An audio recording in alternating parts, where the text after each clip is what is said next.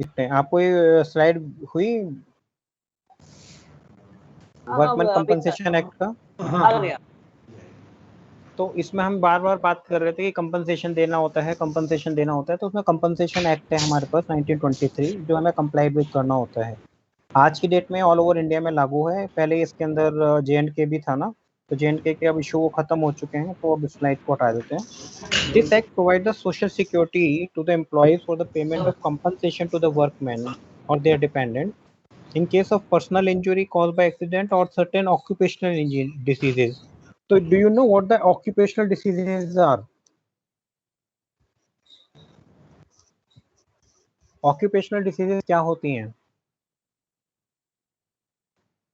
Sir occupation जहाँ dust होते हैं, धूल होता है, अस्थमा हो सकता है उसको, जो मलेरिया ये सब चीज। नहीं मलेरिया नहीं होता है। अस्थमा हो सकता है सर, जैसे डस्ट के कारण।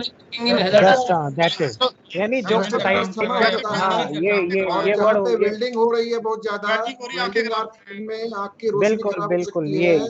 यानी आपका जो काम होता है साइट पर, उसकी वजह से जो बीमारियां इंजरीज होती हैं, बिल्कुल आप बिल्कुल सही कह रहे हैं। वही चीज जैसे कोई रेडियोलॉजिस्ट होता है तो उसको रेडियोलॉजिस्ट की रेस से नुकसान होता है, तो उसको एक ड्यूरेशन के बाद हटा देते हैं। हमेशा वो रेडियोलॉजिस्ट रहता नहीं, 5-6 साल की उनकी नौकरी होती है, फिर वो हटवा देते हैं। तो ऑक्यूपेशनल डिजीजेज भी अगर उनको कुछ होती हैं तो उनके लिए जो भी कंपनसेशन दिया जाना है वो इसके अंदर एक्ट में होता है। अब इसमें डेथ के ऊपर भी है, डिसेबलमेंट पर भी है। एप्लीकेबिलिटी किसके ऊपर है? दो all factories mines and establishment which are not covered under ESI। जो ESI के अंदर कवर नहीं होते 1948 में, वो सारे के सारे वर्कमैन कंपनसेशन एक्ट के अंदर होते हैं, क्योंकि दोनों के दोनों सोशल सिक्योरिटी हैं जो वर्कमैन को दी जाती हैं। अगर कोई वर्कमैन ESI के अंदर 1948 ESI के अंदर गवर्न है तो उसको वर्कमैन कंपनसेशन एक्ट में नहीं लेते, यानी उसको कंपनसेशन एक्ट लागू उस पर नहीं होता है जो ESIC के अंदर है। जो ESIC में नहीं है उसके ऊपर ये कंपनसेशन एक्ट लागू होगा। इस इनके कितने सेक्शन है? 36 सेक्शन है, 4 शेड्यूल है। इसमें मेन जो चीज है समझने की सिर्फ है injuries which are part total disablement और पार्शियल डिसेबलमेंट। अब इसमें टोटल और पार्शियल क्या होते हैं? पार्शियल डिसेबलमेंट क्या है कि आपकी जो अर्निंग है कमाने की, जो वर्कमैन की अर्निंग है वो घट जाती है उस एक्सीडेंट की वजह से। कि किसी आदमी का ऐसा एक्सीडेंट हो गया है जिसकी वजह से उसके कंधे में चोट आ गई है, वो कंधे से उतनी पावर से काम नहीं कर पा सकता जितनी पावर से वो पहले कर सकता था, तो ये उसके रिड्यूस कर देता है अर्निंग कैपेसिटी को। तो ये और पार्शियल डिसेबलमेंट एक होता है टेम्परेरी, एक होता है परमानेंट। तो टेम्परेरी क्या है? टेम्परेरी होता है in which engage at the time of accident. यानी टेम्परेरी आपका कब हुआ कि जिस काम में वो लगा हुआ है सिर्फ उसी काम को नहीं कर सकता, अब वो बाकी काम सारे कर सकता है, सिर्फ उस काम को नहीं कर सकता जहां पर एक्सीडेंट हुआ है। और परमानेंट होता है कि जो बाद में किसी भी काम को ना कर सकता हो, which he was capable at the time. इसमें अब ये परमानेंट डिसेबलमेंट के बारे में दे रखा है कि loss of thumb, finger and 3 fingers, shoulder joint. और है इसकी MS की? इसमें आपको स्टेटस देना है। इसमें पेज पे 2-3 पॉइंट है। टोटल डिसेबलमेंट है हमारे पास। टोटल डिसेबलमेंट में क्या होता है? स्टार्ट करके नो लिख के लिखना पड़ेगा। किसी का माइक खुला हुआ रह गया गलती से। ये किस चीज के लिए है? वही PSA का। ये कौन है? हेलो, हाँ। Has incapacitated a workman for all the work he was capable of performing। तो टोटल डिसेबलमेंट क्या होता है कि कहीं पर भी जो पहले काम कर सकता था वो काम कर ही नहीं पाएगा कभी भी, तो वो उसका टोटल डिसेबलमेंट है, यानी वो परमानेंट हो चुका है उसका वो। अब इसके अंदर परसेंटेज होती है, ये परसेंटेज गिवन है, हमारा वैसे कभी केस नहीं पड़ा है, तो सिर्फ मैं आपको स्लाइड है वो दिखा रहा हूँ। तो एक परसेंटेज है कि कितना इम्प्यूट होने पर क्या क्या अर्निंग परसेंटेज घट जाती है, आपको कितना लॉस हो रहा है। वर्कमैन की डेफिनेशन हम कर चुके हैं इसलिए इसकी जरूरत नहीं है।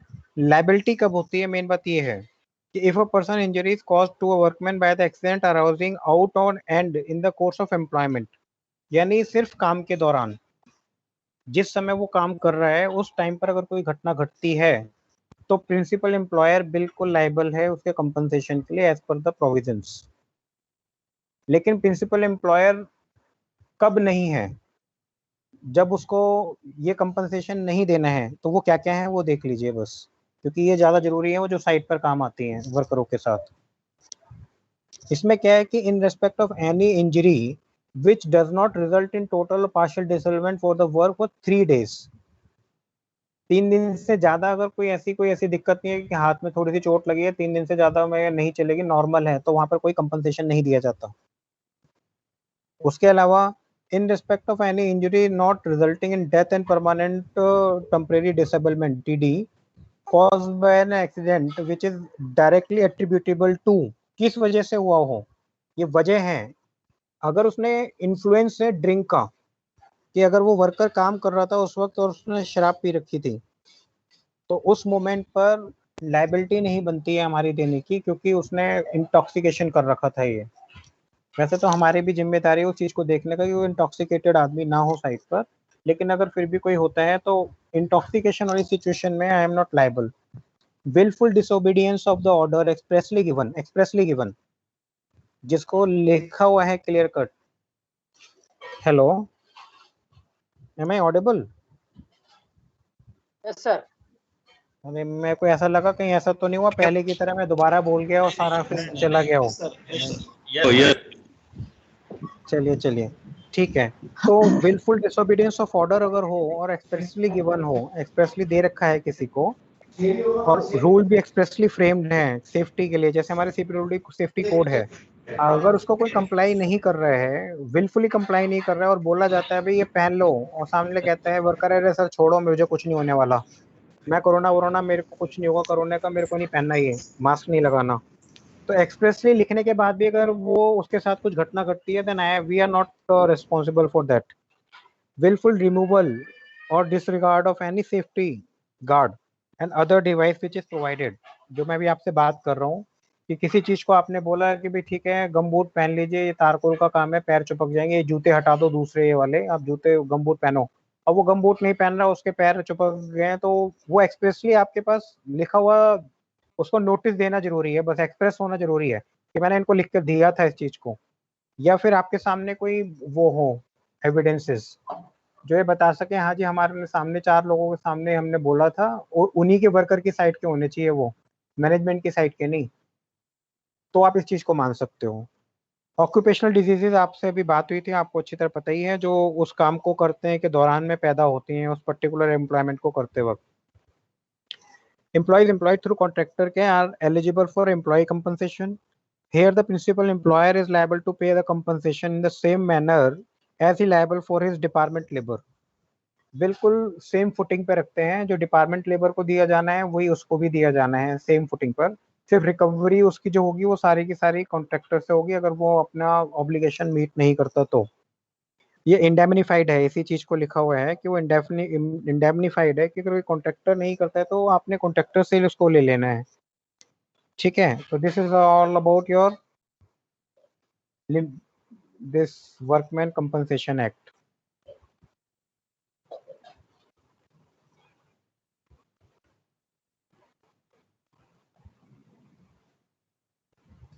मैं आपको बताता हूँ जो हमारी बात हो रही थी, पीपीटी भेजेंगे ना, ये पीपीटी प्रोवाइड करेंगे सर ना?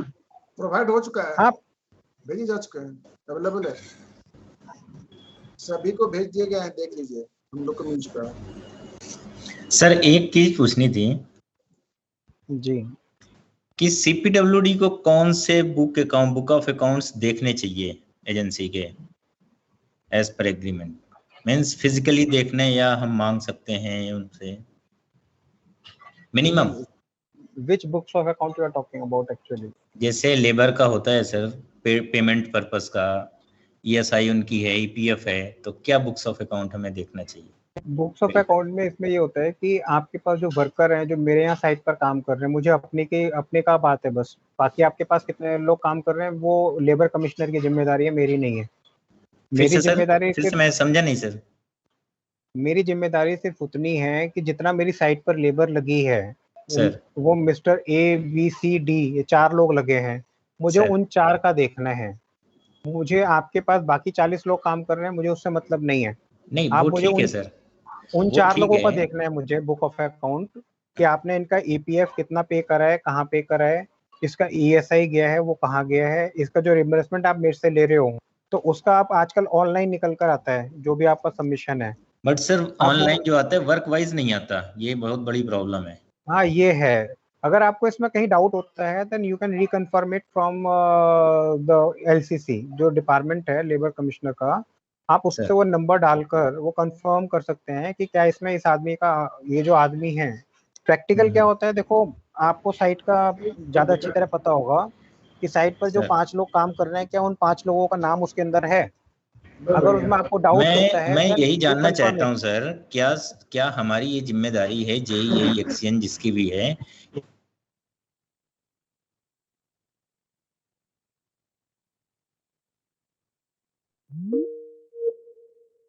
सी सी स्किल्ड है तो जो बी और सी है मुझे सिर्फ उनके डॉक्यूमेंट चाहिए। और पेमेंट वेरिफिकेशन के लिए क्या देखना चाहिए कि ऑनलाइन पेमेंट इतनों को की है कि नहीं की है, उसमें वो तो कौन सा आप अकाउंट? वो तो उसमें आप सिर्फ उनका बैंक अकाउंट ही चेक कर सकते हो जिनके डिटेल वो आपको लिख कर देते हैं स्टार्टिंग में, क्योंकि एग्रीमेंट में लिखा होता है कि साइट पर जो आप स्टाफ लगा रहे हैं उनकी डिटेल हमारे को प्रोवाइड कराएं। ठीक तो है। वो राइटिंग में लिख के देता है कि मैं टोटल मिलाकर ये 10 लोग इस साइट पर लगा रहा हूँ। तो उन 10 लोगों का आप डेटा चेक करेंगे बस कि हाँ भाई आपने जो मेरे को 10 ले दिए ये वाले फोन नंबर थे, ये आधार नंबर था, ये इनका बैंक अकाउंट था, लाओ इनकी डिटेल दे दो मेरे को, आपने जो सैलरी इनके अकाउंट में भेजी है उस महीने की। जिसमें नहीं नहीं सबलेंडिंग होता है सर, सबलेट होता है जिसमें एक्चुअली वो वर्क ऑन लेबर कॉन्ट्रैक्ट में देते हैं तो ओनली मेन सब वेंडर को ये लोग पेमेंट ट्रांसफर करते हैं, not for the actually labour. Labour. तो इन दैट केस नहीं अगर देखिए सब कॉन्ट्रैक्ट है और सब कॉन्ट्रैक्टर जो है वो आपकी कंसेंट के साथ है। अगर आप क्योंकि कॉन्ट्रैक्टर जो है ना नीचे सब लेटिंग तब तक नहीं कर सकता जब आपकी परमिशन ना हो। ठीक है, जब ठीक है। आपकी परमिशन होगी तभी वो सबलेटिंग करेगा। जब वो सबलेटिंग करेगा तो वो पूरा लायबल है जो लायबिलिटी कॉन्ट्रैक्टर की थी। यानी आप उस सबलेटिंग वाले से पूरा का पूरा वो रिकॉर्ड ले सकते हैं कि भाई आपने अपने यहाँ पर जितने कॉन्ट्रैक्ट वो लेबर रखी हुई है कि आप पेमेंट करिए, वो मेरे को डेटा चाहिए सारा। वो डिनाई नहीं कर सकता कि मैं कॉन्ट्रैक्टर को ही दूंगा बस, ओके। क्योंकि वो with your permission he sublet हुआ है। ठीक है, इन मोस्ट वैसे of the cases sir, in most of the cases है सर ईएसआई ईपीएफ ये सब एक्चुअली रिकवरी नहीं होता है और कॉन्ट्रैक्टर का एक्चुअली लेबर का अकाउंट्स में क्रेडिट भी नहीं करते हैं सर। इन दैट केस हम लोग को क्या एक्शन लेना है सर? आपको सबसे पहले तो जो रिइंबर्समेंट का वो केस देता है वही पास नहीं करना होता, पहली चीज। नहीं, वो रिइंबर्समेंट भी एजेंसी सबमिट नहीं कर रहा है sir. Agency is not submitting for reimbursement also. वो देखिए अगर वो रिइंबर्समेंट नहीं दे रहा है तो एक सोशल सिक्योरिटी है जो वेलफेयर गवर्नमेंट ने रखा था अनऑर्गेनाइज्ड लोगों के लिए। जो अनऑर्गेनाइज्ड लेबर है उसको सोशल नेटवर्क में रखने के लिए कि वेलफेयर मेजर्स उनके बने रहें, उसके लिए इस चीज को लागू किया गया था। अगर वो नहीं कर पा रहा है then it can be given a complaint. एक कंप्लेंट भी दी जा सकती है ईएसआई के ऊपर। ईएसआई में दिया जा सकता है कि ये वेलफेयर मेजर नहीं ले रहा है और उसके ऊपर एक्शन आप भी ले सकते हो बीइंग अ प्रिंसिपल एम्प्लॉयर। आप उस चीज को रिकवर करके उसके पैसे काट सकते हो, ये अगर आपकी नॉलेज में आता है तो। अभी एक बात हो रही थी कि ये चीज चेंज होने वाली है, ठीक है ना, वेजेस कोड की बात हो रही थी अभी। कॉन्ट्रैक्टर लेबर को 3-3, 4-4 महीने पेमेंट नहीं करता तो उसके पास क्या राइट है? 100% आपके पास राइट होता है। अगर वो कॉन्ट्रेक्चुअल लेबर आपके साइट पर काम कर रही है और आपके संज्ञान में है और उसने अगर लिख कर दिया है कि ये पेमेंट नहीं कर रहे हैं तो आपने सिर्फ एक बार कॉन्ट्रैक्टर को राइटिंग में लिख कर देना है कि आपकी इतनी लोगों की पेमेंट है जो ड्यू है, क्या ये आपके द्वारा इस तारीख तक कर दी जाएगी। अगर नहीं होगी तो इसकी पेमेंट हमारे द्वारा डायरेक्ट करी जाएगी और इसकी रिकवरी आपके कॉन्ट्रैक्टर जो भी आपको पेमेंट बिल होगा उसमें से कर दी जाएगी। उस केस में जो उसका 15% प्रॉफिट है वो भी दिया जाएगा क्या? नहीं, प्रॉफिट किस चीज के लिए दिया जाना है, हम प्रॉफिट कुछ नहीं जानते इसके अंदर। हाँ, इसमें प्रॉफिट का कोई मतलब नहीं है। We are not doing the job on his part कि हम काम तुम्हारा करेंगे और 15% प्रॉफिट आपको देंगे। नहीं तो हम जो पेमेंट करेंगे वो मिनिमम वेजेस से कैलकुलेशन पे करेंगे कि वो जो वेजेस कहेगा हमारे इतना ड्यू बनता है। आप जो अगर देखो फर्स्ट महीना है तो आपको मिनिमम वेजेस तो रखनी है। लेकिन अगर दूसरा तीसरा महीना है तो पहले महीने की पेमेंट के वाउचर्स आ चुके होंगे, कागज कुछ ना कुछ होंगे आपके पास फर्स्ट रनिंग बिल में, तो उसके आप उसको कंपेयर करेंगे विच एवर इज हायर आप उसको वही पे करेंगे। सर एक बात और, ईएसआई पीएफ काट करके हम डायरेक्ट जमा करा सकते हैं डिपार्टमेंट को? बिल्कुल जमा करा सकते हैं जी। नहीं, एजेंसी अपना ईपीएफ नंबर भी नहीं लेता है सर, वर्कर्स फ्रीक्वेंटली चेंज होता है, अनऑर्गेनाइज्ड सेक्टर है, तो ईपीएफ नंबर ईएसआईसी नंबर भी नहीं लेते हैं सर। हम लेके फिर उसको कहाँ जमा करेंगे सर? नहीं ऐसा नहीं आप नहीं काट सकते हैं, वो जो कटेगा पार्ट 5 में जाके सीधा जाएगा वहां पर। प्रैक्टिकली क्या होता है कि लिन नंबर होता है, लेबर आइडेंटिफिकेशन नंबर होता है हर अनऑर्गेनाइज लेबर के पास, और उनके पास जब एक लिन नंबर इशू हो जाता है तो उनके साथ उनका अटैचमेंट होता है ईपीएफ और ईएसआई का। तो जब भी वो लोग कहीं दूसरी जगह जाएंगे तो उनका ईपीएफ नंबर चेंज नहीं होता कभी भी। कॉन्ट्रैक्टर क्या करते हैं मोस्टली है ना, इस चीज से बचने के लिए ईएसआई से या इससे 15,000 रुपए से ऊपर की पेमेंट तो ईपीएफ के लिए दे देते हैं वो, कि जिससे कि वो ईपीएफ में ना आ पाए। या फिर वो उनकी लेबर कहते हैं जी हमारे पास तो लेबर भी कम है, 20 तो लेबर कभी है ही नहीं हमारे पास। अभी ये जो रूल चेंज होने वाला है जिसकी भी बात हो रही थी, ये सब चीजें इसमें खत्म हो जाएंगी जितनी आपकी परेशानियां हैं, क्योंकि उसके अंदर ये भी हो रहा है कि इवन जिसके पास एक आदमी है वो भी आप अपने आप को ईपीएफ में रजिस्टर करवा सकता है। जो रूल आने वाला है जिसकी हम अभी बात कर रहे थे कि आने वाले टाइम में ये चेंज होने वाले हैं। आपको वो स्लाइड दिखाई दे रही है मेरी सोशल सिक्योरिटी कोड की? हाँ दिखाई दे रही सर। ये पेड रेस्ट का सर डेली वेज में हम पेमेंट करते हैं sir. Minimum wage criteria maintain करता है, तो मान लीजिए हमने एक्चुअली 24 डेज का उनका पेमेंट किया है, तो is it includes that paid rest period, that means balance 6 period included in that? नहीं, जब डेली वेजेस का होता है तो वेजेस में काउंट किया जाता है, क्योंकि मंथली जो मिनिमम वेज है और डेली वेज में फर्क होता है, अगर आप गौर करेंगे ना दोनों में मल्टीप्लाई करके। मिनिमम वेज हम मेंटेन करते हैं सर, स्किल्ड हो अनस्किल्ड हो, जो भी मिनिमम वेज हम मेंटेन करते हैं, और we are paying for that 24 days as because he come to the work for 24 days only. So is it that though we are paying for 24 days, that payment is inclusive of paid rest? नहीं, उसमें inclusive नहीं है वो paid rest. भाई because minimum wage workout करने के time में actually sir 24 days का लेके वर्कआउट कर रहा है, तो हाँ बिल्कुल 24 डेज लेके वर्कआउट करते हैं। तो मिनिमम वेज अगर 30 डेज का ऊपर में अगर वर्कआउट करता है तो the amount will be less sir, but minimum wage itself is considering 24 days it is workout, it is calculating. इसीलिए कहा एक्चुअली क्या है, ये जो आपसे अभी बात हुई वो है ना हमारा जो मंथली मिनिमम वेजेस होता है, जो मंथली मिनिमम वेजेस का एक वो आता है ना, graduate, under skilled, unskilled, monthly basis के भी आते हैं, ठीक है ना। ये उसके अंदर पेड होती हैं, जो एब्सोल्यूट में होते हैं ना वर्क, एब्सोल्यूट टर्म में कि भी पर्टिकुलर जिस दिन आप है लगातार अगर है तो वो अगर उसने लगातार 6 दिन काम, सॉरी लगातार 6 दिन काम कर लिया तो 7वां पेड जो है, हेलो आप लगातार का ध्यान रखिए, लगातार 6 दिन अगर कोई काम कर रहा है तो 7वां जो है वो पेड रेस्ट होता है। हेलो सर मेरा एक क्वेश्चन है जी, आवाज hello we are engaging, hello हाँ जी बोलिए बोलिए बोलिए।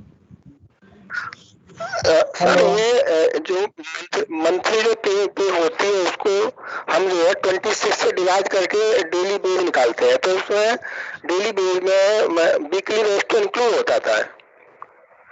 हम जो है मंथली पे को 30 से डिवाइड नहीं करते, केवल जो है 26 से डिवाइड करते हैं, तो 4 जो है वीकली ऑफ तो हम उसमें इंक्लूड कर देते हैं, वो ऑटोमेटिकली उसमें आ जाता है ना फिर तो ऑटोमेटिकली डेली बेसिस में वो पेड रेस्ट हो गया उसको, वो तो ऑटोमेटिकल आ जाता है उसके अंदर, फिर अगर आप 26 से डिवाइड कर रहे हैं तो। हाँ तो ऐसे मिनिमम बेस निकलते हैं सर, जो मिनिमम बेस जो सर्कुलेट करते हैं वो मंथली पे को जो है 20 से डिवाइड करके ही डेली निकालते हैं। मैं वही कह रहा था कि ये जो हमारे पास जो मंथली वेजेस होती है, मंथली वेजेस में 6 दिन तक किसी ने अगर काम कर रखा है, 7वां दिन उसको आना नहीं है लेकिन उसको पैसे दिए जाते हैं, वो मंथली वेजेस वाला निकलता है। और डेली वेजेस के अंदर जो डेज निकालती है गवर्नमेंट, वो डेली वेजेस जिस दिन आप काम कर रहे हो उसी दिन का होता है। हाँ तो उसको ये 6 दिन काम किया तो 6 दिन का ही मिलेगा, 7वें दिन का अगर रेस्ट है तो उस दिन का उसको मिलेगा नहीं, क्योंकि उसका तो डेली वेजेस में इंक्लूड हो गया है। वो इंक्लूड हो चुका है आपके हिसाब से, प्राइस जो निकला उसमें ना। हाँ तो ठीक है, मेन कंटेंट यही है कि उसको उस दिन के पैसे मिलने चाहिए। अगर आपने उसको मिनिमाइज करके हो गया तो that is enough, that is more enough, no issue.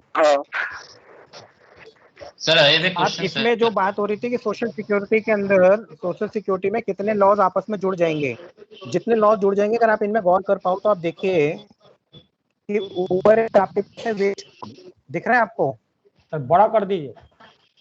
मैं बड़ा करूं, आवाज ठीक से नहीं आ रहा है सर। हेलो, एक सेकंड होल्ड करिएगा, मैं बता, एक सेकंड होल्ड करिए।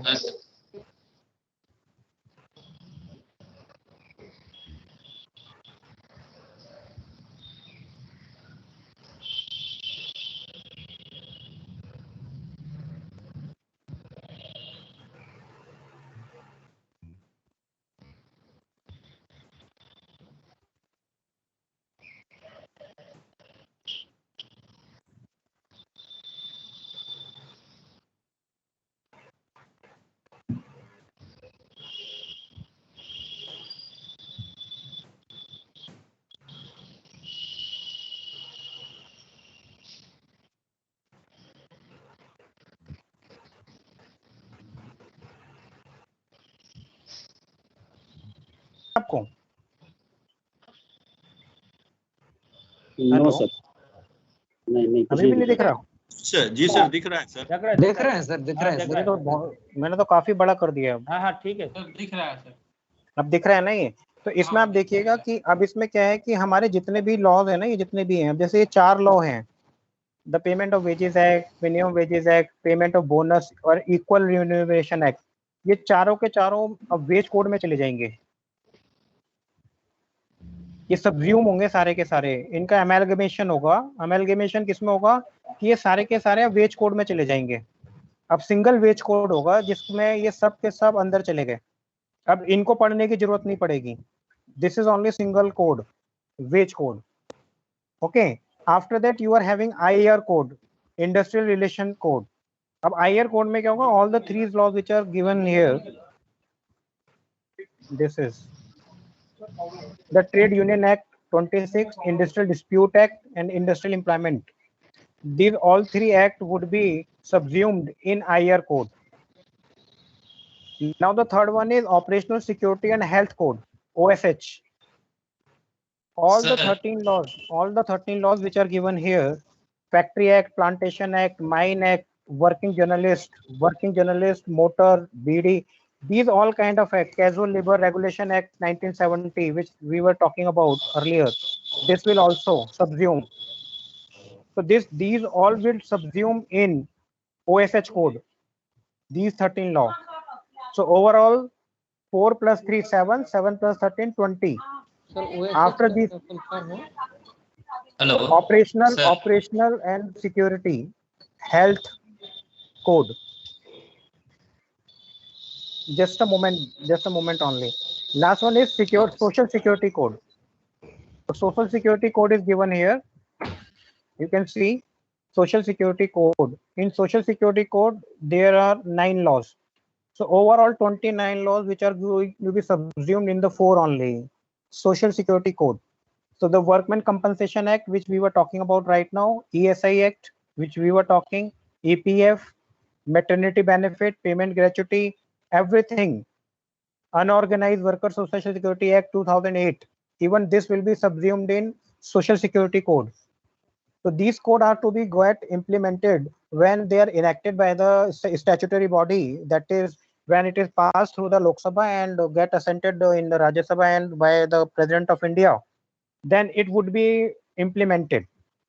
और इसके अंदर क्या है कि मैं एक चीज और बता दूं, इसमें क्या क्या चीजें, फीचर्स क्या हैं इसके अंदर, जो सबसे बड़ी चीज है इसमें प्रोविजनल दिया है इन्होंने कि ट्रिब्यूनल कोड जो है ना, जो यहाँ पे ट्रिब्यूनल है वहां पर 2 मेंबर की कर दी जाएगी। वो जो अभी आज की डेट में 1 मेंबर की CGIT है, जो सेंट्रल गवर्नमेंट इंडस्ट्रियल ट्रिब्यूनल है CGIT। अगर वर्करों का कोई केस होता है तो वो CGIT में जाता है।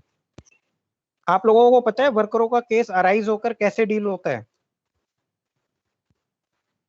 एक्सप्लेन करिए सर। नहीं सर, नहीं सर। नहीं, अगर मान लो कोई डिस्प्यूट खड़ा हो गया, अगर कोई आपके पास कोई बेलदार या खलासी या कोई वायरमैन या कोई मिस्त्री आके कोई डिस्प्यूट खड़ा करता है और वो राइटिंग में देता है आपको, तो राइटिंग में क्या होगा, वो सबसे पहले आपको देगा डिस्प्यूट को और आप उसको डिनाई करते हो।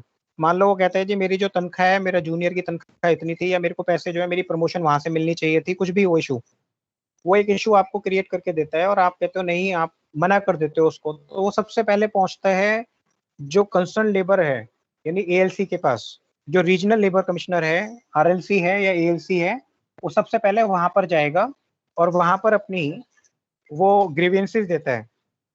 तो ग्रीवेंसेस देता है कि सारे के सारे कि मैं यहाँ काम करता हूँ, ये मेरा डिपार्टमेंट है और मेरी ये मेरे जो है वो है इश्यूज हैं, वो सारे इश्यूज वहां पर लिख कर देता है और उसके अंदर वो पार्टी बनाता है कि मेरा इशू किससे है। तो वो हो सकता है executive engineer, SC, chief, DG, किसी को भी लिख लें, वो पार्टी बन जाती है।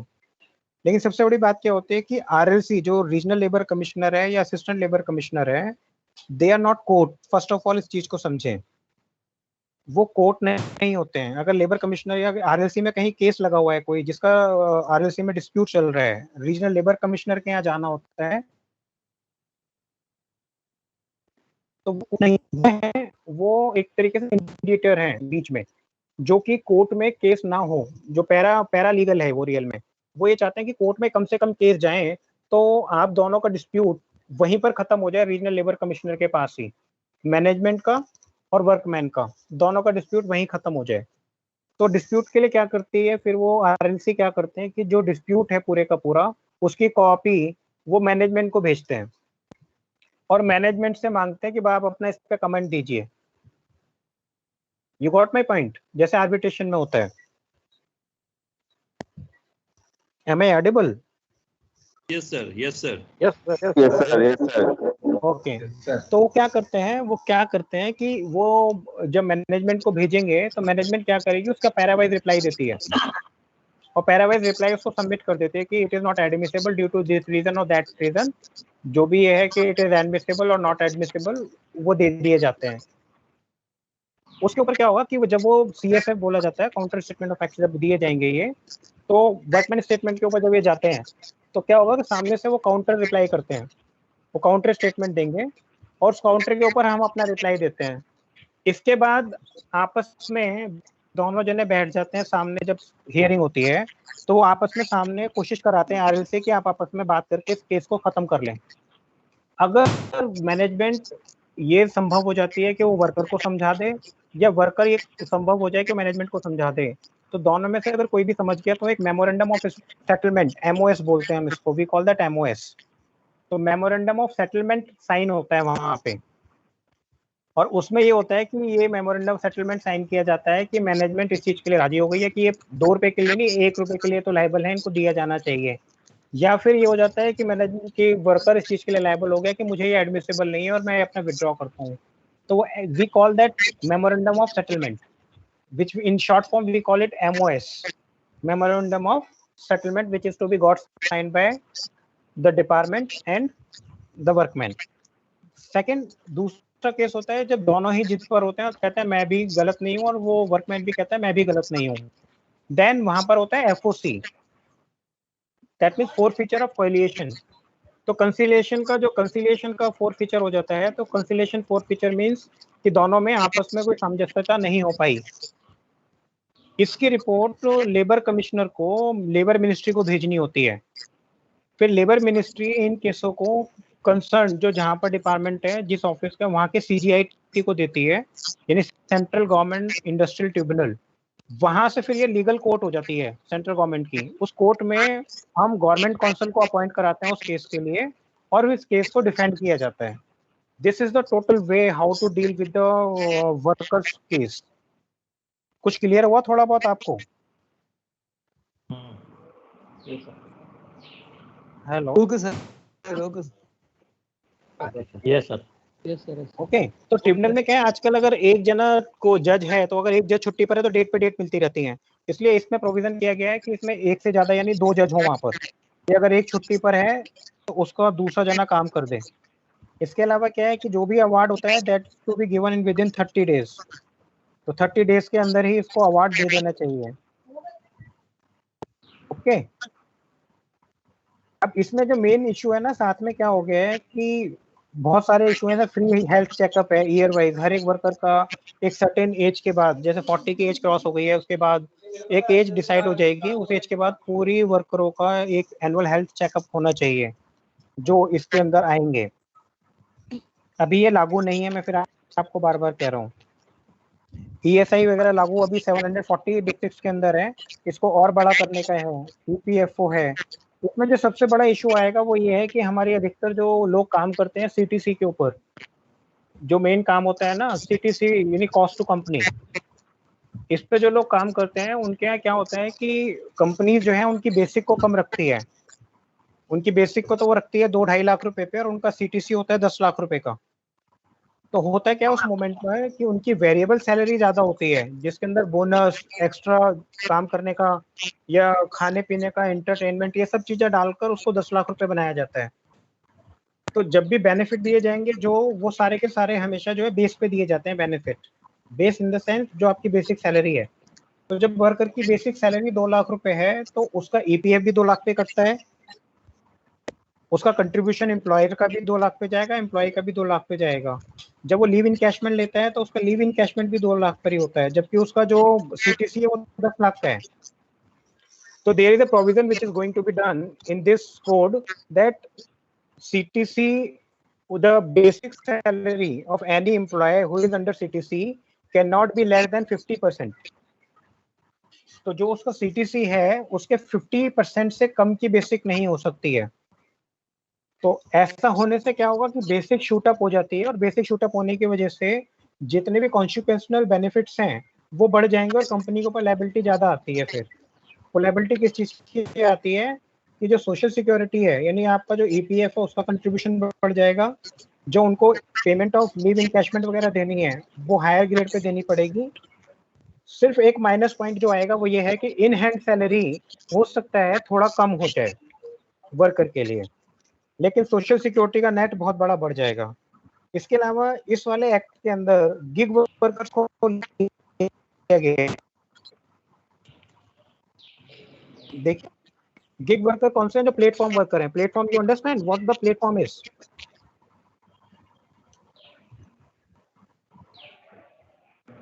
हेलो,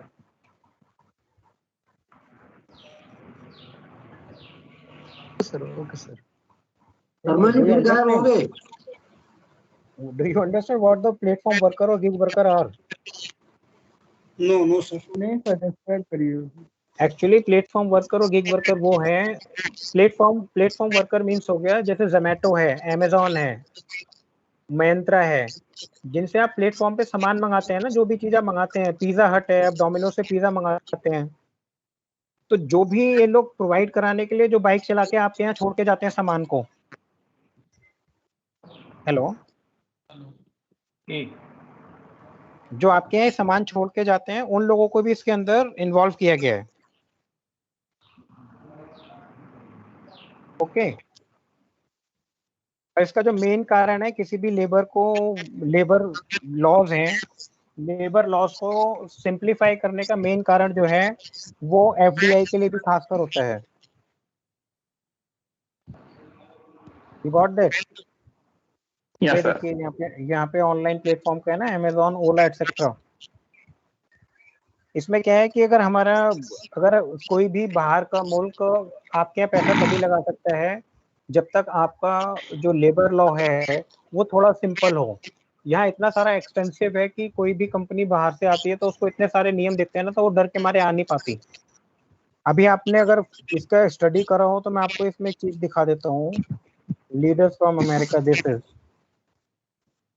अगर आप ये देखेंगे ना, यहाँ पर है ये, आप इतना हिस्सा पढ़िए अगर आप देख पा रहे हैं तो। आपको क्लियर हो रहा है? कुछ कट तो नहीं रहा? नहीं। आप ये देखिए, the survey of 260 global supply chain leader in February and March 2020 found that 33% had moved sourcing of manufacturing activities from China। 33% क्या चाइना से बाहर निकलना चाह रहे हैं in next 2 or 3 years। अब उसमें क्या है, जो चाइना से बाहर निकल रहे हैं उसमें 56 लोग तो कहाँ पे जा रहे हैं? वियतनाम में। 11 ताइवान एंड 8 टू थाईलैंड। 56 आप देखो कहाँ जा रहे हैं, वियतनाम में, क्योंकि वहाँ के जो लेबर लॉज है वो बहुत सिंपल है। तो वहाँ के लोगों को एम्प्लॉयमेंट ज्यादा मिलेगा, जब वहाँ पर नई इंडस्ट्री खड़ी होगी तो वहाँ लोगों को एम्प्लॉयमेंट वहाँ ज्यादा मिलेगा। तो इन्होंने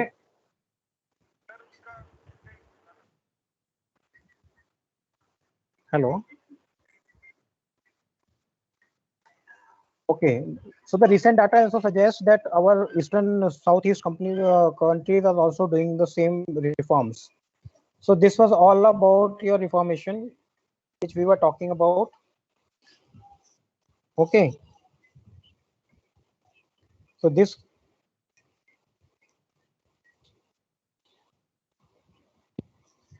hello okay yeah आ रही है सर आवाज? okay,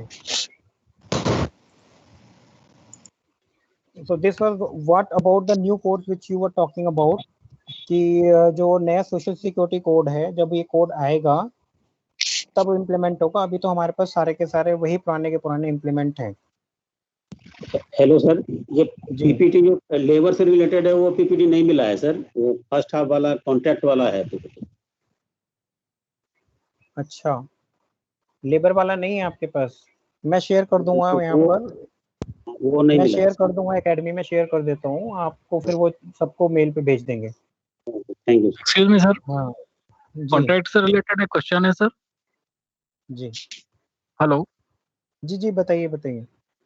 सर, कॉन्ट्रैक्ट और मेमोरेंडम ऑफ अंडरस्टैंडिंग में क्या फर्क होता है सर? मेमोरेंडम ऑफ अंडरस्टैंडिंग तो आप दोनों के बीच की नहीं, डिपार्टमेंट जो दूसरे डिपार्टमेंट के साथ एमओयू साइन करता है किसी भी उसमें, तो वो भी तो एक कॉन्ट्रैक्ट हुआ या नहीं? नहीं, आपका सिंपल जो कहना है वो ये है ना कि कॉन्ट्रैक्ट में जो हमारा कॉन्ट्रैक्ट और एमओयू में डिफरेंस क्या है। जी जी, यही तो बात है ना, बल्कि जो हम दूसरे उनके साथ क्या नाम है एमओयू साइन करते हैं जो अदर डिपार्टमेंट्स के साथ, जी ये कि अदर डिपार्टमेंट जो है हम उनके साथ एक मेमोरेंडम साइन कर लेते हैं। जी जी, तो उसमें सारी चीज जो कंसिडरेशन बायो रेसिप्रोकल होता है, सब कुछ जो कॉन्ट्रैक्ट की कंडीशन तो फुलफिल होती हैं, तो क्या वो कॉन्ट्रैक्ट माना जाएगा? उसमें टाइम भी लिमिट होती है कि हम में बना मेमोरेंडम ऑफ, आप मेमोरेंडम ऑफ अंडरस्टैंडिंग की बात कर रहे हैं या मेमोरेंडम ऑफ एग्रीमेंट की बात कर रहे हैं? Memorandum of understanding sir, between the two department. अच्छा, मेमोरेंडम ऑफ अंडरस्टैंडिंग एमओयू की बात कर रहे हैं आप एक तरीके से? जी जी जी जी जी। तो एमओयू एक एक्चुअली क्या होता है, एमओयू जो है ना एक तरीके से दो जो पार्टीज हैं वो दो पार्टीज किसी एक ऑब्जेक्ट होता है, उनका कोई एक ऑब्जेक्टिव होता है, उस ऑब्जेक्टिव को अचीव करने के लिए वो दोनों मिलकर काम करती हैं।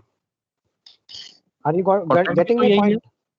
नहीं जी, लेकिन कॉन्ट्रैक्ट भी यही है। मैं अभी वही उसी पे आ रहा हूँ जी। एक्चुअली क्या है, एमओयू जो है ना, एमओयू एक is a document which replicates that those parties who are engaged into that, who are agreed to cooperate each other to achieve a particular objective. Okay, but it is not legally enforceable. It is not legally enforceable. Do remember this. फिर भी ये contract की definition के जितने भी clause हैं उसमें तो ये फुलफिल कर रहा है। तो कोई अगर डिपार्टमेंट हमें जो है ये कह के चला जाए कोर्ट में कि आपने जो हमसे जो एमओयू साइन किया था उसके हिसाब से आपने जो है काम नहीं किया, तो मैं आप पे पेनल्टी लगाऊंगा, अगर क्लॉज है तो। नहीं नहीं नहीं, ऐसा होता है, मैं बताऊं, मेमोरेंडम ऑफ अंडरस्टैंडिंग जब कोई होता है तो this is understanding, this is understanding, it is not the contract right now. Contract होता है एक ऑब्लिगेशन है एक दूसरे के प्रति, मैं कुछ काम करूंगा तो आप मेरे लिए कुछ काम करेंगे, ये दोनों मिलकर काम कर रहे हैं। लेकिन लैंग्वेज ओबलाइज वाली ही होती है कि सिप्रोडी विल ओबलाइज, सिप्रोडी या ESIC will obliged, language obliged एक दूसरे, वो ठीक है। नहीं, असल में क्या होता है, आप दोनों का ना असल समझने की कोशिश करिए, मैं जो कहना चाह रहा हूँ एक बार फिर हम बात कर लेते हैं। मेरा सिंपली कहना क्या है कि एमओयू एक डॉक्यूमेंट क्या होता है, MOU is a document which shows that the two parties who are engaged into it they are agreed to cooperate each other to achieve a particular objective and subject. तो जो भी उन्होंने एक सोचा है, एक ऑब्जेक्टिव है, मैं उसको अचीव करना चाहता हूँ, तो दो लोगों ने मिलकर उसको एक बीड़ा उठाया उसको काम को करने का, जिसमें CPWD ऑब्लाइज करेगी मैं ये काम करूंगी, और वो क्या नाम है दूसरा जो डिपार्टमेंट है वो ऑब्लाइज करेगा हम ये भी काम करेंगे, ये भी करेंगे, वो भी करेंगे। वो ठीक है, दोनों के बीच की आपस की एक म्यूचुअल अंडरस्टैंडिंग है। It is not legally enforceable by both of them and aims to show that the two parties are having the mutual understanding in a written form। वो एक written form में एक understanding है, वो एक contractual obligation नहीं है कि मैं कुछ काम करूंगा तो आप इसका consideration मुझे क्या देंगे। reciprocal promise आपका क्या है मेरे लिए, अगर मैं आपके लिए ये काम करूंगा तो I am not working for them। जो दोनों पार्टीज हैं वो एक दूसरे के लिए काम नहीं कर रही हैं, वो दोनों पार्टीज किसी एक पर्टिकुलर ऑब्जेक्ट के लिए काम कर रही हैं। मैं अगर कॉन्ट्रैक्ट कभी कॉन्ट्रैक्ट देता हूं तो मेरा कॉन्ट्रैक्ट क्या है कि मेरे को एक बिल्डिंग बनवानी है, मेरे को जो बिल्डिंग बनवानी है मेरी टर्म्स एंड कंडीशन है, मेरे को ऐसी बिल्डिंग चाहिए, ये साइज चाहिए, ये ड्राइंग चाहिए। लेकिन जब कोई एक नॉर्मल कॉज होता है, जो कॉज ऑफ एजुकेशन है या कॉज ऑफ स्किल डेवलपमेंट है, तो उसमें NSDIC और CPWD दोनों मिल गए आपस में, MOU साइन कर लिया उन लोगों ने कि NSDIC और CPWD मिलकर एक ट्रेनिंग देगी जिससे कि अनस्किल्ड लेबर को हम स्किल्ड बना सकें। तो उसका मतलब ये हो गया कि दोनों मिलकर काम करेंगे। That is not a contract, वो एक सोशल ऑब्लिगेशन है जो दोनों मिलकर उसको किसी चीज को इरेडिकेट करने के लिए उसको खत्म करने के लिए, उसकी बीमारी को जड़ से हटाने के लिए अपना प्रयास करते हैं। तो दोनों जने मिलकर काम कर रहे हैं। On the contrary, contract is a mutual agreement. On the contrary, contract is a mutual agreement where two or more party consented to a legal binding agreement है। जब वो दोनों पार्टी कंसेंट करती हैं तो वो लीगल बाइंडिंग है।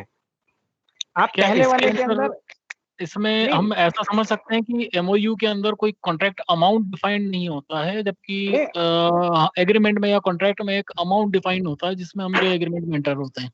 इसको इस ढंग से इसको ऐसे समझ लीजिए, कोई इशू नहीं है इसमें भी। लेकिन जो सीधा साधा ये चीज है कि ऑब्जेक्ट जो होता है ना कॉन्ट्रैक्ट के अंदर और मेमोरेंडम ऑफ अंडरस्टैंडिंग में, वो क्या होता है कि कॉन्ट्रैक्ट में मेरा ऑब्जेक्ट अपना काम करवाने का है या नहीं करवाने का है दूसरी पार्टी से। यू गॉट दैट कि मेरा एक अपना कोई काम है वो मुझे करवाना है, उसके लिए मैं दूसरी पार्टी से कॉन्टैक्ट कर रहा हूँ, तो उसका मेरे को कंसिडरेशन भी देना है, उससे अपना काम भी कराना है, अपने लिए बिल्डिंग खड़ी करानी है। वेयर एज जब मेमोरेंडम ऑफ अंडरस्टैंडिंग होती है वो क्या होती है, memorandum of understanding in on a particular objective which is to be achieved by both the departments collectively and efforts would be given by both the departments and they both can share their responsibilities that we will do this, you will do this, as NSIDC and what CPWD has done. CPWD will provide the infrastructure to NSIDC. NSIDC will give the lecture and that will facilitate all the workers of CPWD to make them skilled or semi-skilled from unskilled. They will not charge anything from us. We are providing them infrastructure and they are providing us a faculty. So this is a MOU. Okay. So MOU जो है ना sir, MOU legal है, enforceable नहीं है। तो जो हमने एक मैरिज का एक केस डिस्कस किया था वो MOU कहलाएगा या वो कॉन्ट्रैक्ट कहलाएगा फिर?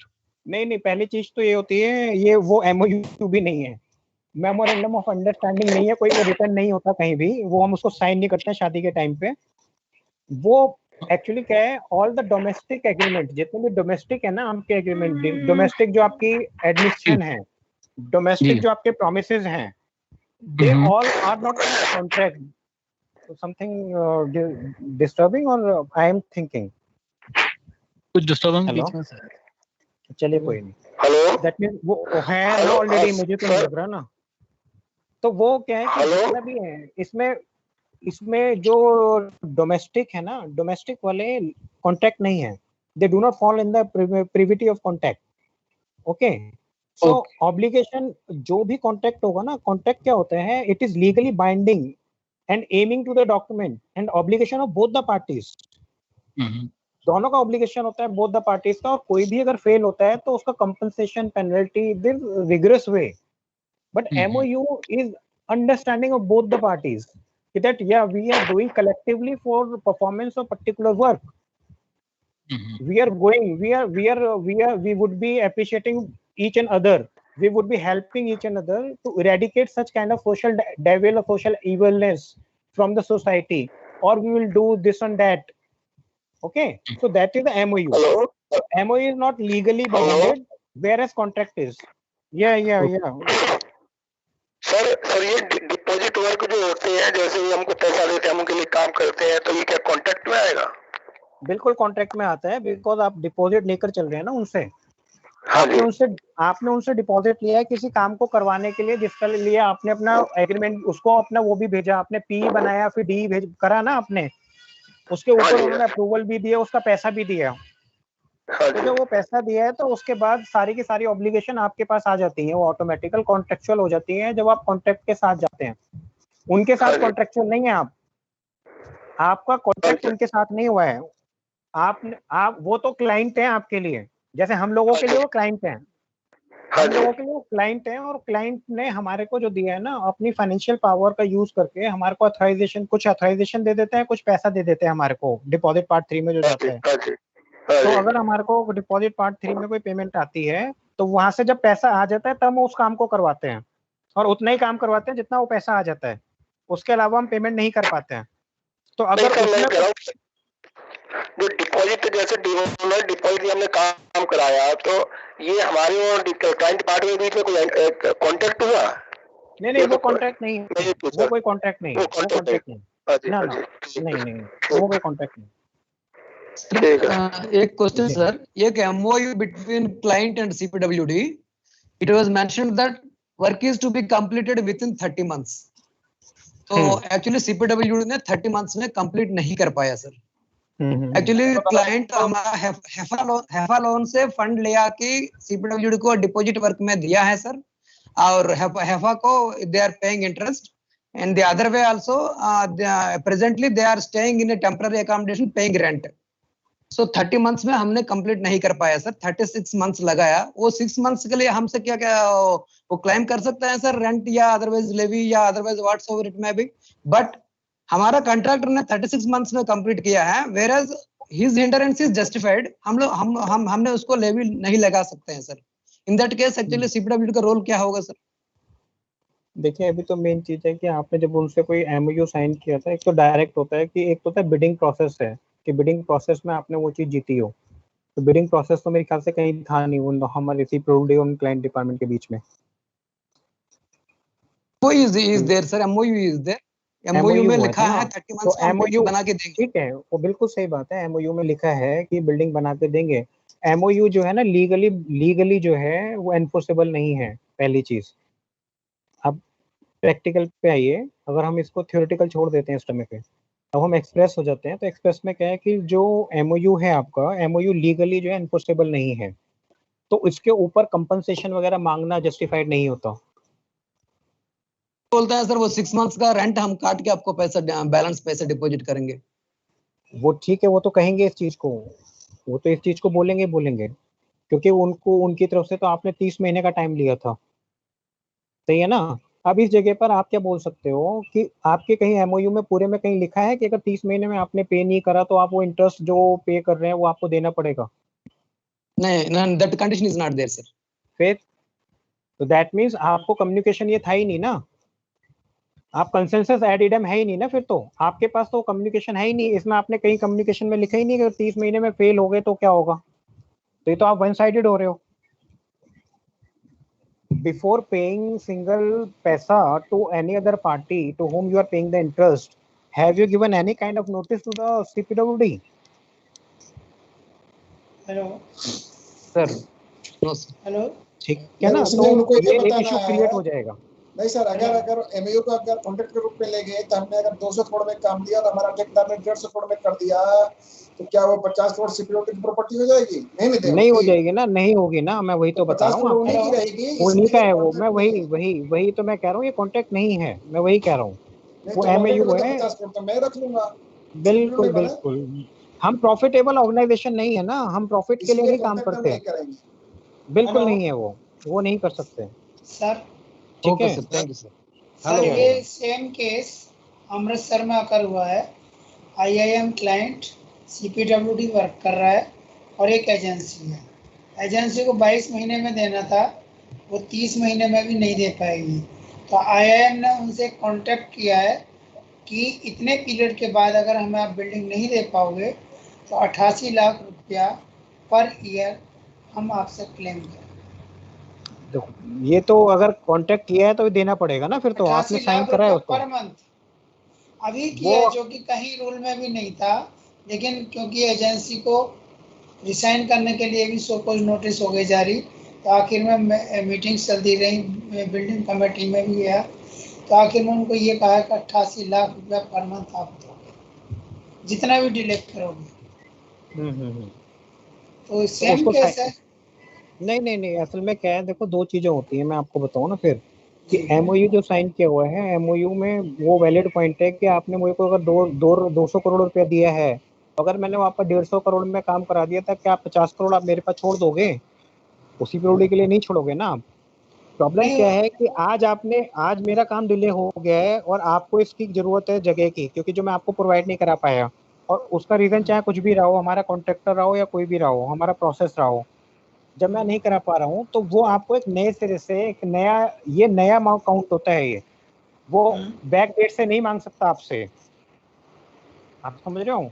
इस केस में तो कॉन्ट्रैक्टर ये कह सकता है कि मेरे को एनफोर्सली ये रिकवरी कर रहे हैं, कह सकता है, क्योंकि कहीं भी नहीं हो, बाद में कॉन्ट्रैक्ट हुआ है ये एग्रीमेंट IIM और एजेंसी के बीच में, का अगर आप इस डेट के बाद इतना डिले करेंगे तो 88 लाख रुपया पर मंथ हम रिकवरी करेंगे। नहीं तो एजेंसी ने साइन करा है उसको? बिल्कुल एजेंसी ने साइन कर दी। तो फिर वो एजेंसी और उनके बीच का है ना, उसमें तो हमारा डिस्प्यूट खत्म ही है। जबकि वर्क जो है CPWD करा रहा है। नहीं, वर्क CPWD करा रहा है, अगर एजेंसी आपको लिख कर दे रही है या IIM ने अगर लिख कर दिया है, अभी वही वाली बात आ गई ना कंसिडरेशन वाली, जो IIM है वो मेन क्लाइंट है जिसका पैसा लगा हुआ है, पैसा तो उसका लगा हुआ है ना, IIM का, CPWD का पैसा नहीं है। और जो काम कर रहा है वो ABC हो गए ना, 3 जने ही, 3 लोग ही हो गए ना, ABC हो गए ना।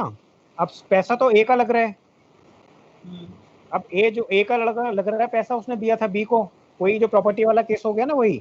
अब B से अगर C पे है, अब C से काम करा रहे हैं, अब A ने सीधा C से कह दिया भाई अगर तुमने काम टाइम से नहीं करा, बिकॉज वो अंगेज है उसके साथ, पैसा तो उसी का आ रहा है ना।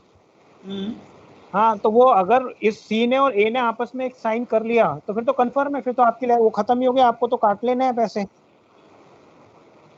जी, ठीक है ना। वो आपको कन्वे किया जाएगा, आपके IIM की तरफ से भी आपके पास लेटर आएगा कि इन्होंने ये साइन करा है और ये करा है, और आप उसकी कंफर्मेशन अपने उससे ले लेंगे बस कि आप ये साइन करके आए, वो लिखेगा हाँ जी मेरा हुआ है, खत्म। सर रनिंग वर्क में कुछ अमेंडमेंट की जा सकती है सब्सिक्वेंटली, जैसे रनिंग वर्क में नहीं, रनिंग वर्क में ये कोई चेंजिंग नहीं हो रहे हैं। इसमें क्या है कि डिले है किसी काम का, और जो कंपनसेशन है ना, ये एक्चुअली कंपनसेशन डिले है, ये जो नुकसान हो रहा है ना, ये इसके बारे में बताया जा रहा है पहले से ही अब, क्योंकि पहले ये नुकसान था नहीं, दिख नहीं रहा था, कहीं भी क्लॉज नहीं था कोई भी है। लेकिन जो during the currency of work आप नई चीज नहीं जोड़ सकते, नई चीज तब तक नहीं जोड़ सकते जब तक दोनों की सहमति ना हो। सर जैसे बाद में वो आर्बिट्रेशन वगैरह में जाता है जी, मेरा एग्रीमेंट तो A के साथ था, B के साथ था, A के साथ तो था ही नहीं, इन्होंने जबरदस्ती करा लिया मेरे से, वो वहाँ पे जबरदस्ती नहीं कराएंगे, उसका रीजन है, चलो A के साथ आपका B और C के बीच में एग्रीमेंट था, but the money which are floating to B is coming from A and for the same work which is executed by C, और अगर वो नहीं था तो A और C ने अगर वहां पर जाके साइन करा है तो next very day it should be given in writing, black and white, that मेरे से आपने जबरदस्ती साइन करवाया है इसको। कभी भी ऐसा नहीं हो सकता कि आप इस चीज को एंजॉय अपॉन कर जाओ कि आप साइन करके भी आ गए और काम भी नहीं कर रहे हो और आप कह रहे हो जी मैंने जबरदस्ती साइन कर दिया है, ऐसा नहीं हो सकता। सर आई हैव आल्सो एक question sir. Hello sir, sir मेरा भी एक क्वेश्चन है मिनिमम वेजेस से रिलेटेड। हाँ जी सर, आई ऑडिबल सर? हाँ ऑडिबल है, प्लीज। सर हमने ऑफिस में MTS और कंप्यूटर ऑपरेटर के लिए कोई टेंडर किया सर। हाँ, वो 5 महीने का था, एजेंसी ने 4 महीने तक रेगुलर पेमेंट की और 5वें महीने तक कई बार रिक्वेस्ट और लेटर के बाद भी पेमेंट नहीं की। उसके बाद हमने उनको खुद पेमेंट कर दी वर्कर्स को, जुलाई से। तो उस एजेंसी के खिलाफ क्या एक्शन होना चाहिए, या उसकी कितनी रिकवरी करें तो किस बेस पे हम रिकवरी? तो उसका टेंडर था मिनिमम वजह से 20% बिलो। ऐसा है ना, आपने जब 20% बिलो दिया है तो आपने कभी भी पेमेंट उसको मिनिमम वेजेस एक्ट से कम तो देने नहीं दी होगी एज पर रिकॉर्ड्स। नहीं, उसने मिनिमम वेजेस का प्रूफ दिया सर, उसने 4 महीने दिया है ना। तो जितने 4 महीने का उसने प्रूफ दिया है और उसने अगले 2 महीने के आप उसके वहां से रिकवरी कर दीजिए, पेमेंट कर दीजिए उसको, जितने से पीछे से वो करता हुआ आ रहा है। उसका फिर जो परसेंटेज उसकी बिलो है उसमें हमने परसेंटेज वगैरह कुछ जोड़नी है तो उसकी और बिल्कुल। आप जैसा काम कर देखिए, नहीं आप प्रैक्टिकल चीज समझिए। आप पेमेंट तो वो पूरी देंगे, जैसे मान लो किसी की 20,000 रुपए की पेमेंट है तो उसके खाते में तो 20,000 रुपए जाने हैं। अब मान लो 20,000 रुपए 5 लोगों को देके 1 लाख रुपए हो गया, लेकिन उसने जो टेंडर डाला था 20% बिलो था, वो 80,000 का था। ठीक है ना। तो आपने क्या करा, 1 लाख रुपए तो पैसा डाल दिया सारे कंप्यूटर ऑपरेटरों के अकाउंट में। जब उसका बिल रेज हुआ तो 80,000 का बिल हुआ, उसके अंदर रिकवरी हो गई 2.5%, 3% ऐसे कर करके, तो उसका जो बिल रिकवर हुआ वो 80,000 का हुआ मेन, ये मानो। अब 80,000 में से 20,000 माइनस हो रहा है ना वो आपके पास। 20,000 माइनस हो रहे हैं तो 20,000 की रिकवरी एक्स्ट्रा करेंगे आप उससे। अच्छा, अगर उसका बिल्कुल उसका तो उसकी पीजी भी आपके पास है। हाँ, पीजी भी हमारे पास है, सिक्योरिटी भी आपके पास है। सिक्योरिटी भी है सर। तो बस उससे आप रिकवरी करेंगे, जितना भी आप फालतू जो भी पेमेंट जो उसको ऑब्लिगेशन है, उसके अलावा जो उसको देनी थी कॉन्ट्रेक्चुअल ऑब्लिगेशन कॉन्ट्रैक्ट अपने लेबर को, वो जो डिफरेंस आएगा उस डिफरेंस की रिकवरी आप उनसे कर लेंगे। मिनिमम वेजेस से अगर कम कोट किया है तो हम मिक्स हो रहा है जी। को जो ये एग्जांपल है इसमें एक जीएसटी फैक्टर होता है, तो जीएसटी तो हम पेमेंट किए नहीं, तो उसको भी तो जोड़ना पड़ेगा ना सर। ये कॉन्ट्रेक्चुअल लेबर है, उसमें जीएसटी कहाँ से आ जाएगी? जो जिसमें से लेबर सप्लाई है, लेबर सप्लाई में तो जीएसटी होती नहीं। 18% है सर, 18% जीएसटी है सर। 18% जीएसटी है सर इसमें। किसका? लेबर सप्लाई पे सर्विसेज ऑफ लैब बीटी पे आप लेबर सप्लाई पे जो हम एम्प्लॉय करते हैं सर, तब नहीं। ठीक है आपने कभी कॉन्ट्रैक्टर के थ्रू लिया है तो जीएसटी लगता है उस पे। नहीं, उसको मना ही नहीं है, जो भी चीज आपकी बनती है ना, आपका ऑब्लिगेशन होगी ना सर, केवल लेबर पे तो नहीं करेंगे, जीएसटी भी उसके अगेंस्ट देनी पड़ेगी आपका मैं बता रहा हूँ। फिर आपको जीएसटी वगैरह जो भी आपने देना है अपनी तरफ से, जितना भी आप दोगे उससे सारा रिकवरी करनी है। हम जो भी एक्सेस होगा, आप जो भी डिपार्टमेंट उसके बिहाफ पर जितने रुपए की पेमेंट करेगा, चाहे वो लेबर के लिए हो, चाहे वो जीएसटी का हो, सेल टैक्स का हो, इनकम टैक्स का हो, सारी रिकवरी उससे होनी है। हम कुछ नहीं देंगे। सर एक क्वेश्चन मेरा भी है सर। इसमें एक और बात आती है सर, एक मिनट सर, इसी से रिलेटेड है। बाद में से ठेकेदार बोलते हैं कि जिस लेबर को पेमेंट किया हम तो उसको आपके यहाँ काम पे उस पीरियड में भेजा, नहीं तो दूसरा भेजा था। जस्टिफाई भी तो आप ही करोगे। आपने आपके पास जो पिछले 4 महीने के अंदर लेबर थी उससे नाम मैच नहीं करेंगे आप। और अगर उसने चेंज करा था, अगर उसने चेंज किया तो आपको बताएगा नहीं चेंज करने से पहले, एज पर कॉन्ट्रेक्चुअल क्लॉज, कि मैंने इस आदमी की जगह बी आदमी प्रोवाइड करा रहा हूँ, उसका लेटर आपके पास होगा ना फिर रिसीव में। ऐसा नहीं होता। हाइपोथेटिकेशन कैन बी नहीं, hypothecation can lead the case anywhere, okay, but we have to be actually on the ground level. जब हमारे पास पीछे के 4 महीने की डिटेल है, then how can it be possible that you are paying to the person who was not given there? It is quite hypothecation there. We should not be in that case at least. तो ये हमारा legal तो there legally ji fit है, पूरा fit है। आपका सीधा simple rule है, जो ऑब्लिगेशन कॉन्ट्रैक्टर का है, अगर वो नहीं कर रहा है तो प्रिंसिपल एम्प्लॉयर उसकी रिकवरी करेगा और सारी की सारी रिकवरी उससे कर लेगा, और वो अपने उसके बिहाफ पर कर देगा कंप्लीट काम को। सर इसमें मेरा एक रिक्वेस्ट है सर, जैसे कोई भी एजेंसी है, यदि वो पेमेंट नहीं कर पाती, हेलो जी सुन रहा हूँ, हेलो, अच्छा, तो सर क्या है कि डिपार्टमेंट भी पेमेंट नहीं कर पा रहा, क्योंकि जहाँ पर भी स्टाफ एम्प्लॉय है वो ऑथराइजेशन है, ऑथराइजेशन वालों ने पैसा दिया नहीं है, तो डिपार्टमेंट पेमेंट कैसे करे सर? नहीं, वो तो केस ही अलग हो जाएगा,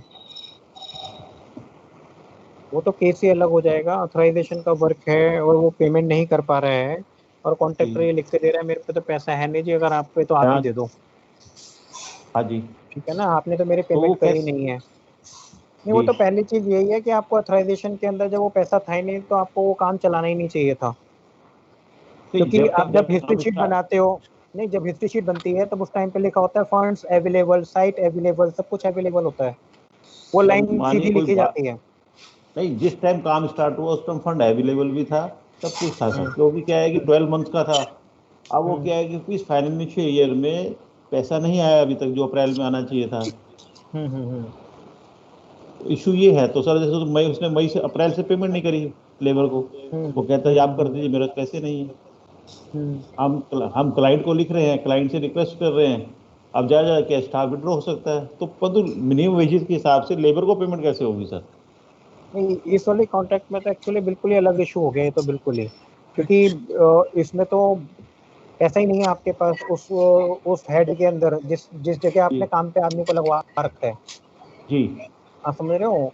तो अब उसमें भी यही रह जाता है कि कोई कंटीजेंसीज अगर हेड आपके पास रहता है कोई, कहाँ से लोगे आप पैसे को? मेन इशू तो यही है एक्चुअली। ये तो गलत है कि आपका पैसा खत्म होने के बाद काम लगातार कराए जा रहे हैं, वो गलत है। आपने उसको बंद कर देना चाहिए था वहीं पर ही कि भी मैं काम नहीं कराऊंगा आपके यहाँ।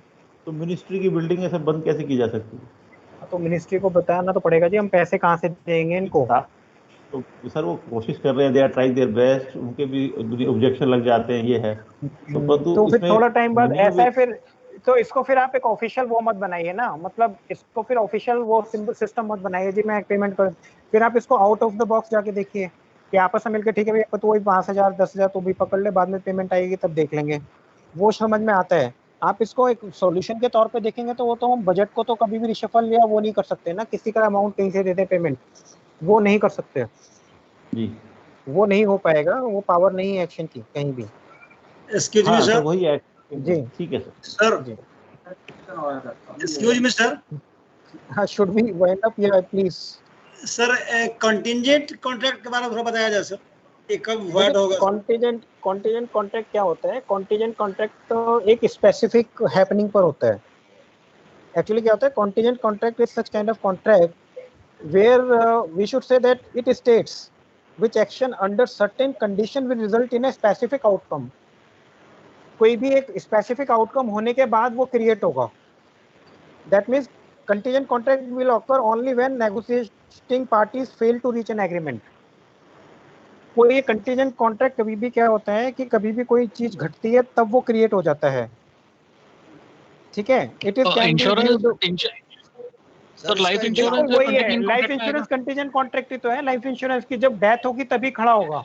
एक्सीडेंट जब हो जाएगा तब मेरी लायबिलिटी खड़ी होगी, अदरवाइज मेरी कोई लायबिलिटी नहीं है। तो वो कंटीजेंट है actually on the happening of that any event, then it arises, तब इसकी लीगैलिटी चालू हो जाती है। सर सीपीडब्ल्यूडी सिनेरियो में कैसे इसका एग्जांपल एस्टैब्लिश हो पाएगा? कैसे सीपीडब्ल्यूडी के अंदर? जी जी, सीपीडब्ल्यूडी में तो कई बार सिचुएशन कैसी हो जाती है उस पर डिपेंड करता है कि कहीं कोई काम का इशू आ जाता है या कोई काम अचानक खड़ा हो गया, उसके लिए साइड में एक कंटीजेंट कॉन्टैक्ट कर लिया, ऑल ऑफ सडन ये इंश्योरेंस लेते हैं ना, बड़ी बिल्डिंग की जब काम होते रहते हैं तो हम लोग उसका इंश्योरेंस लेते हैं। और अगर वहाँ पे कोई मिसहैपनिंग होती है, कुछ ऐसा होता है तो वहाँ भी तो इंश्योरेंस वाले आते हैं, तो हमारा भी तो वहाँ पे कंटीजेंट कॉन्ट्रैक्ट भी होता है, वो हम ठेकेदार से करवा के अपने पास ले लेते हैं। एग्जैक्टली इसी तरीके से जैसे टेंडर है सर, एक्सटर्नल पेंटिंग होती है तब उसको भी लेते हैं। ये एक टेंडर है sir supply of manpower के लिए। कंपटीशन में एक agency actually abnormally low rate को कोट किया है sir, below the abnormally below the minimum wages. So can we reject the tender और can we accept the rate sir? Abnormally below the minimum wages, how much abnormally below it is, it doesn't matter. What does it matter कि जो payment है वो minimum wages act से होनी चाहिए। आपका जो विजिलेंस है वो विजिलेंस वहाँ होना चाहिए कि जहाँ पर ये पेमेंट करेगा वो मिनिमम वेजेस एक्ट से कर रहा है और ये जो काम कर रहा है वो फुल स्पेसिफिकेशन के साथ कर रहा है, बस वो कम ले रहा है उससे हमारा कोई लेना देना नहीं है। सर मेरे कॉन्ट्रैक्ट में कंडीशन है कि मुझे लेबर को अगर पेमेंट 7th को डिलीवर नहीं करता है कॉन्ट्रैक्टर तो I will recover 500 rupees per worker per day, और हम कॉन्ट्रैक्टर को पेमेंट नहीं कर पा रहे, तो इन that case that recovery applicable? नहीं, बिल्कुल नहीं हो पाएगी। वो रेसिप्रोकल प्रॉमिस हम भी तो मीट नहीं कर रहे हैं। उसके कॉन्ट्रैक्ट में ये कहाँ कितने पे लिखा हुआ पेमेंट, जो आपके पास एनआईटी होती है उसमें लिखा होता है कि running payment would be admissible when amount reaches to this, एक वर्ड लिखा होता है ना, स्पेसिफाइड होता है कि कितने के ऊपर आप उसको रनिंग पेमेंट देंगे। अगर वो स्पेसिफिकेशन, अगर उसका जो पॉइंट है अगर उसको नीचे है तो आप उसकी रिकवरी कर सकते हैं पूरी, लेकिन उसके बाद उसकी ऑब्लिगेशन चालू हो जाती है और उसने अपना बिल सबमिट कर दिया है और हम पे नहीं कर पाए हैं, तो आप रिकवरी कैसे कर पाएंगे? ठीक है, चलिए। So coming to end, I am thankful to you all and I think इसमें एक सबमिशन और है। जब हम इंश्योरेंस भी देते हैं, ईएफडी भी देते हैं, जीएसटी भी पे करते हैं, कट करते हैं ठेकेदार की, तो इनको एनालिसिस रेट में क्यों नहीं देते? ये मेरे उससे बाहर है, जबकि बाद में देना पड़ता है। नहीं वो ठीक है, लेकिन ये कॉन्ट्रेक्चुअल मेरे कॉन्ट्रैक्ट वाले लॉ से उससे बाहर है, मैं इसमें कमेंट करना पसंद नहीं करूंगा। वो कॉन्ट्रैक्ट के अंदर नहीं आता है ना, इसलिए इस पे हम डिस्कशन नहीं कर पाएंगे, क्योंकि जीएसटी कभी भी नहीं मिल पाती ठेकेदारों को पूरी। वो तो मेरा क्वेश्चन है जी। हेलो जी सर, जैसे हमारा ये होता है कि ईपीएफ के लिए कोई भी एम्प्लॉयज की मिनिमम सैलरी, अगर सैलरी 15,000 रुपए से ज्यादा है तो वो एम्प्लॉयर के ऊपर डिपेंडेंट करता है कि अगर वो ईपीएफ कंट्रीब्यूट करना चाहता है कि नहीं करना चाहता। वैसे ही ईएसआईसी की केस में 21,000 से अगर किसी की बेसिक सैलरी ज्यादा है तो वो ऑप्शनल है कि वो ईएसआईसी कंट्रीब्यूट करना चाहता है कि नहीं चाहता है। तो सर जो अब आज की डेट में मिनिमम वेजेस चल रहे हैं उसके हिसाब से तो सारे जो इवन बेलदार के भी 15,000 से ऊपर बनती है मिनिमम वेजेस, तो उस केस में ईपीएफ वो फॉरगो कर सकता है एम्प्लॉयर की नहीं कर सकता कॉन्ट्रैक्टर? नहीं, वो कॉन्ट्रैक्टर कर सकता है अगर चाहे तो उसमें कोई दो राय नहीं है, लेकिन क्या होता है कि ऐसे केसेस के अंदर कॉन्ट्रैक्टर जो है ना वो सीज हो जाता है, एम्प्लॉयर का जो कंप्लीट वो है ना वो 15,000 रुपए पे सीज हो जाता है, यानी वो 15,000 का 12% 1,800 रुपए ही देगा। ठीक सर, लेकिन ऑप्शनल रहता है ना एक्चुअली, जो ईपीएफओ की गाइडलाइंस है वो कहती है कि अगर 15,000 से ऊपर की किसी की सैलरी है तो ऑप्शनल है कि एम्प्लॉयर उसे मतलब उसका ईपीएफ कंट्रीब्यूट करे कि ना करे। इस केस में मतलब होना क्या चाहिए? अभी ऑप्शनल है, ये भी मैंडेटरी हो जाएगा। अभी सारे रूल्स इसीलिए चेंज हो रहे हैं ना। एक्चुअली क्या है, सोशल सिक्योरिटी देनी है, सोशल सिक्योरिटी में क्या है कि हर एम्प्लॉयर बचना चाहता है, वो 15,000 से ऊपर ही कर देते हैं ना सारे ही है कि वो नहीं चाहते इस चीज को कंट्रीब्यूट करना, वो नहीं चाहते इसके अंदर जाना, वो 21,000 से ऊपर सैलरी कर देते हैं अधिकतर लोगों की, जिससे उनको ईएसआई भी ना देना पड़े ऑन रिकॉर्ड्स। ठीक है, तो वो ऑप्शनल है, मैं इसको मना नहीं कर रहा आपसे, मैं इसको मना नहीं कर सकता क्योंकि वो रूल के साथ है। अच्छा, तो नए में कंपलसरी है? नए में तो कंपलसरी आएगा सारा। सिंगल आदमी भी अगर मान लो मेरी कंपनी है कोई, या आपने आपकी किसी दो भाई की भी कंपनी है, उसको 2 ही लोग हैं बस, तो दोनों लोग भी वो अकेले एक आदमी को 2 आदमी को भी ईपीएफ में रजिस्टर करा सकते हैं, और वो जरूरी नहीं रहेगा जो है आपको कंट्रीब्यूशन देना आप दीजिए। अभी देखिए पहले अभी तो देखिए ड्राफ्ट आया था, उस ड्राफ्ट में एक्चुअल क्या होगा वो अभी चेंजेस जो थोड़े बहुत हो सकते हैं और हो सकते हैं शायद और चेंज हो जाए। अप्रूवल जब हो जाएगा तब देखेंगे फाइनल अप्रूवल क्या आया है, हम तब उसके ऊपर डिस्कस कर सकते हैं। तो सर जब तक नहीं आया तो तब तक जो ऑप्शनल वाला है तो ये जो चल रहा है वही चलेगा, तब तो यही चलेगा जो चल रहा है। जी सर मेरा एक क्वेश्चन है सर।